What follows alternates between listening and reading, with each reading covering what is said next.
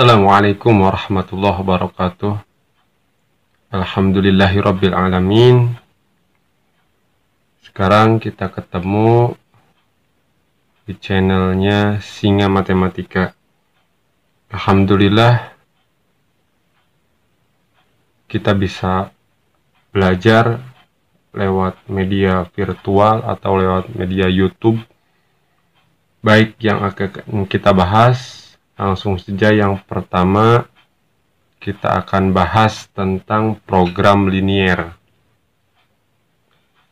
Program linier.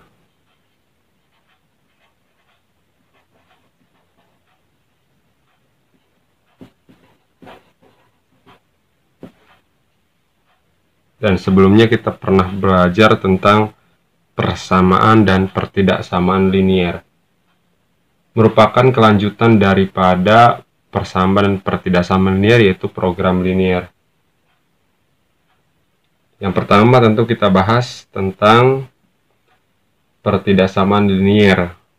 Pertidaksamaan linear dengan dua variabel,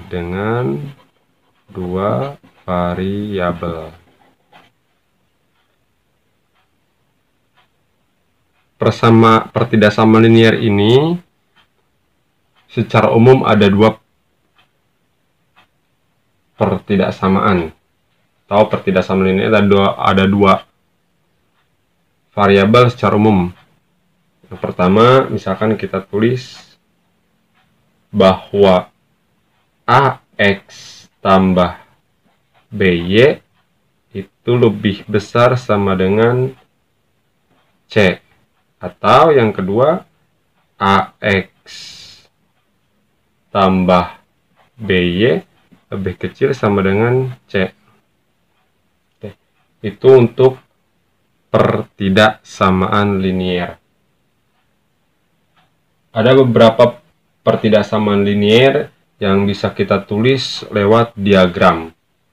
Lewat diagram Kartesius, misalkan yang pertama perlu diketahui karena pertidaksamaan linier ini akan memuat daerah yang diarsir atau daerah hasil daripada persamaan atau pertidaksamaan linier atau himpunan penyelesaian, yang lebih kita kenal dengan himpunan penyelesaian atau HP. Misalkan kita yang pertama ada diagram Kartesius, misalkan XY ya. Ada ini Y, ini X.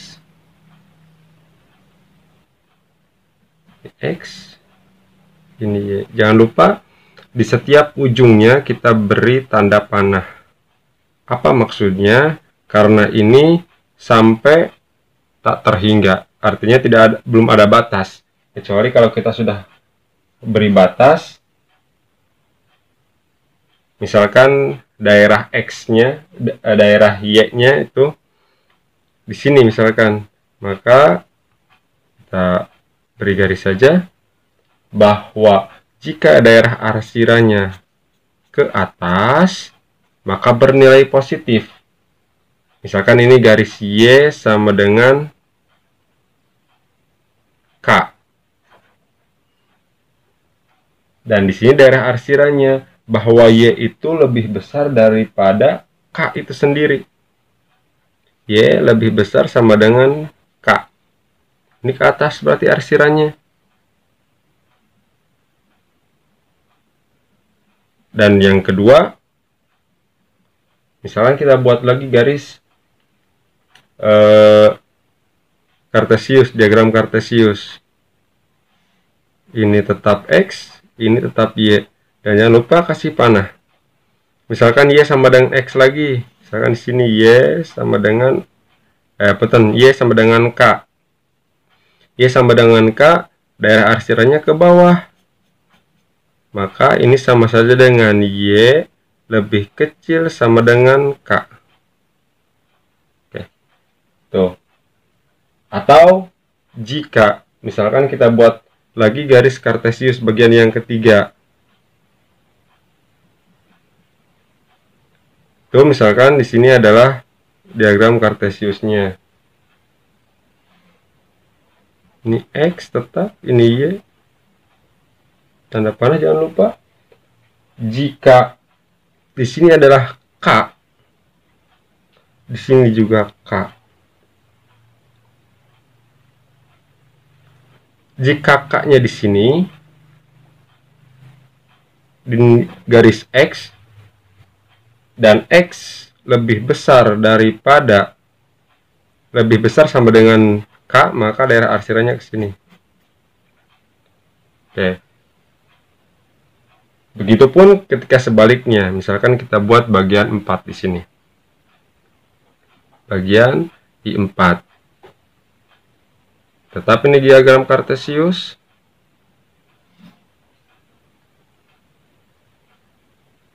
Jika misalkan ini K, masih K, daerah arsirannya ke sebelah kiri, maka di sini X lebih kecil sama dengan K. Ini tetap garis X, ini tetap garis Y. Dan jangan lupa pakai panah.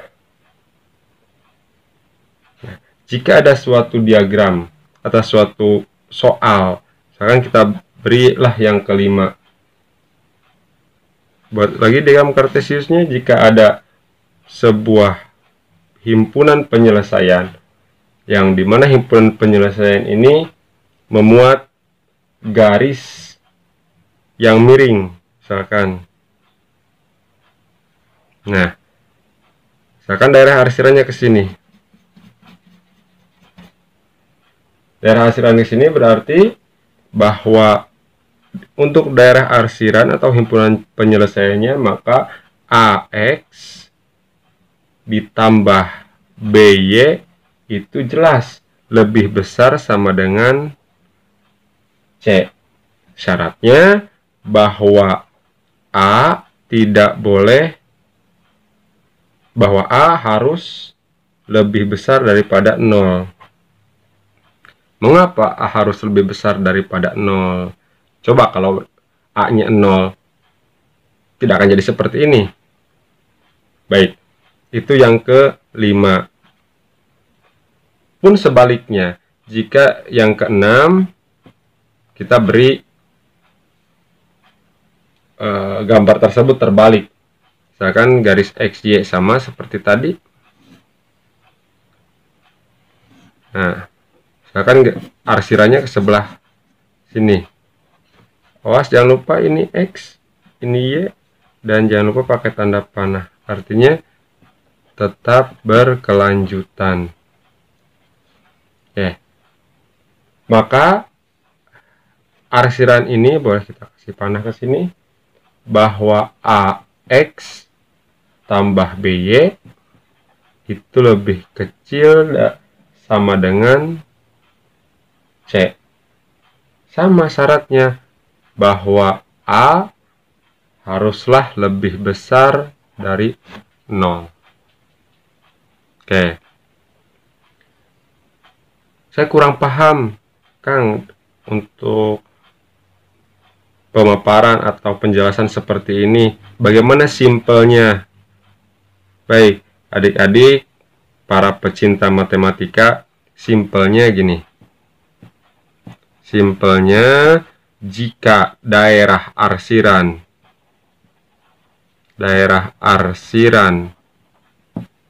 itu lebih besar atau juga lebih besar sama dengan, maka pasti arsirannya ada di sebelah kanan atau ada di sebelah atas. Jika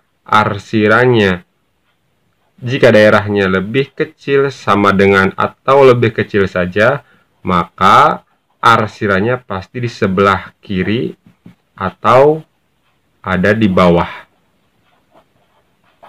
Bagaimana menentukan kanan dan kiri kalau atas bawah sudah jelas ya.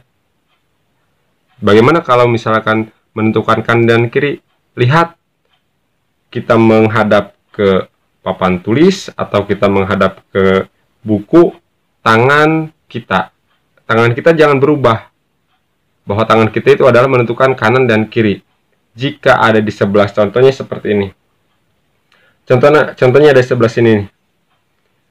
Ini kan tangan kanan ada di sebelah daerah arsiran ya. Meskipun garisnya diagonal atau miring, tetap ada di sebelah kanan, berarti ininya lebih besar. Ini lebih besar. Bagian yang keenam. Ini meskipun miring tetap ada di sebelah kiri. Terlihat jelas ada di sebelah kiri, maka ininya lebih kecil. Berarti kalau kanan atas menunjukkan lebih besar sama dengan atau lebih besar saja, kalau kiri dan bawah menunjukkan lebih kecil atau juga lebih kecil sama dengan. Baik, mungkin paham ya dari penjelasan yang singkat.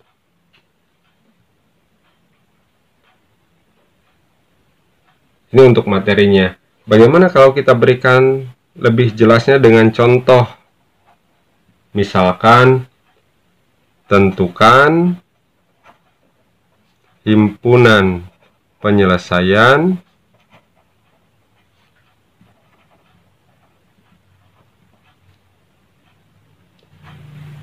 pertidaksamaan, misalkan angkanya berapa? 2x tambah 3y lebih kecil sama dengan 6 pada koordinat Kartesius. Oke. Sudah terbayang soalnya seperti ini, maka kita selesaikan. Oke. Kita selesaikan untuk 2x tambah 3y lebih kecil sama dengan 6. Oke. Langkah yang pertama kita tentukan dulu titik potong pada sumbu x dan y. Yang pertama titik potong. Oke. Pertidaksamaan ini kita buat jadi persamaan bahwa 2x tambah 3y sama dengan 6. Jelas, jika x-nya itu sama dengan 0, 0 ini substitusi ke sini. 2 kali 0, 0, tambah 3y sama dengan 6. Pindah ruas ya. Bahwa jadinya 3y sama dengan 6, y sama dengan 6 bagi 3. Berarti kita peroleh bahwa y sama dengan 2. Berarti titiknya berapa? Titiknya itu 0,2. Haruslah x ditulis lebih dulu. Jika y-nya sama dengan 0, maka x-nya sama dengan 0. Ini substitusi ke sini. 3 kali 0 jelas 0. Jadi tinggal 2x sama dengan 6. 2x sama dengan 6. Berarti x sama dengan 6 dibagi 2, yaitu 3. Yang itu sebenarnya x dulu, berarti 3,0. Jelas ya? Bagaimana kalau kita buat garis Kartesius? Oke, kita buat saja langsung diagram Kartesiusnya. Misalkan, adik-adik jangan lupa kalau menggambar lebih baik pakai penggaris ya, supaya terlihat rapi, terlihat elegan. Oke. Misalkan di sini x, ini y, tetap ini pakai tanda panah. Kita buat skala. Misalkan 1, 2, 3. 1, 2, 3. Lihat ke titik yang di sini.